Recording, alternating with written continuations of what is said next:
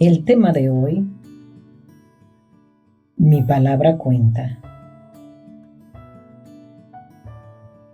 Hoy vamos a hablar sobre la historia de una mujer muy especial. Se trata de Abigail, definida en la Biblia, en el libro de Primera de Samuel, capítulo 25, como una mujer de buen entendimiento y hermosa apariencia. Es decir, bella físicamente, pero lo que más la adornaba era su prudencia, el saber hablar en el tiempo correcto. Otras versiones la definen como inteligente, y de eso la primera que desea aprender soy yo, y así evitarme el camino largo de las nuevas oportunidades. No se registra origen familiar, ni tampoco si tuvo hijos. Vivía en Carmel junto a su esposo llamado Nabal, quien era dueño de muchas tierras y animales, pero conocido como un hombre grosero y mal educado. Qué triste es ser conocido de esta manera. Se narra que David, huyendo por montes y cuevas del rey Saúl, cuando éste lo buscaba para matarlo, supo de Nabal y sus tierras y ya había hecho un acercamiento con los empleados de él, pero Nabal no tenía conocimiento. David cuidó de ellos para que nada malo les pasara y quiso acercarse a Nabal, enviando parte de sus hombres para ponerse a la orden y solicitarle alimentos, a lo que éste se negó y los devolvió sin nada. Entonces esto hizo enojar a David y estaba dispuesto a acabar con Nabal y todo lo que fuera de él.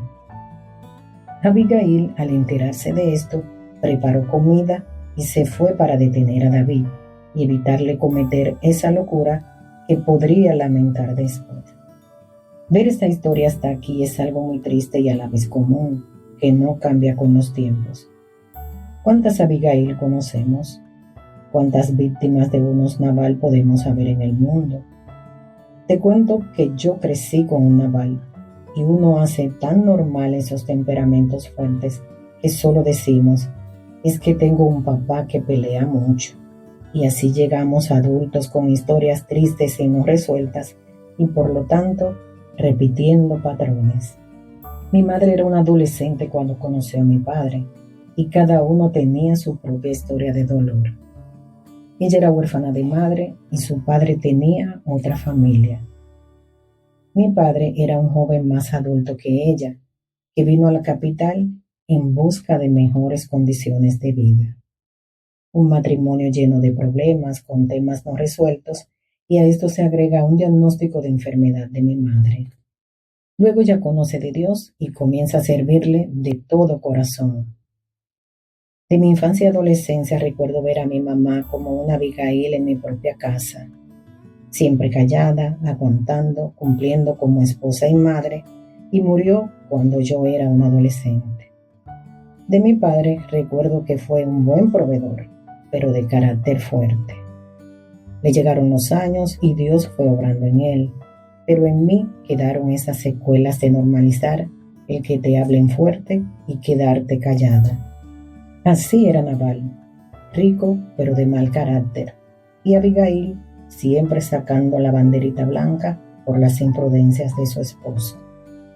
Quizás ella venía de repetir patrones de violencia entre sus padres, y esto me lleva a mi propia historia, el de repetir patrones, de estar siempre callada y, como decimos, llevando el calvario por dentro, el de normalizar la violencia, sobre todo la violencia psicológica, esa que se acoge poco a poco y que cuando finalmente despertamos ya estamos manipuladas y en un túnel sin salida a menos que busquemos ayuda.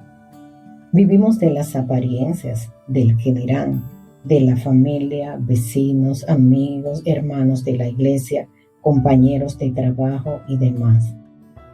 Quizás ese también era el problema de Abigail. Ella, al conocer a David, pidió perdón por el maltrato de Nabal hacia él y le dijo que no le hiciera caso a ese comportamiento.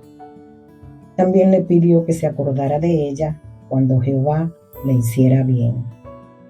El final de Nabal fue que murió acompañado de unos traguitos de más porque antes de eso nos narra que le gustaban las fiestas y el vino.